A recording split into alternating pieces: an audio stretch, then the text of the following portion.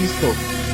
శివుడు ఏమంటాడు తెలుసు అప్పుడు, నా ఎగ్జిస్టెన్స్ ని నమ్మి నేను ఉన్నానని మనసా వాచా కర్మణ నమ్మి కొలిచే నా భక్తుడికి హాని చేయాలని చూస్తే వాడు తప్పు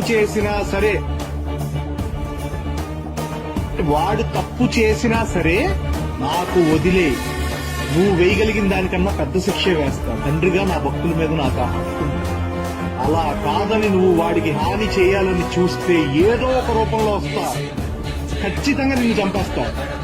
ఆ చంపడం కూడా అలా ఇలా కాదు, మళ్ళీ ఇంకో జన్మెత్తాలి అన్నప్పుడు నీ ఒంట్లో ఆఖరి రక్తపు కణం కూడా బెదిరి చచ్చేలా చంపుతా అంటాడు శంకర్. అంత ప్రొటెక్టివ్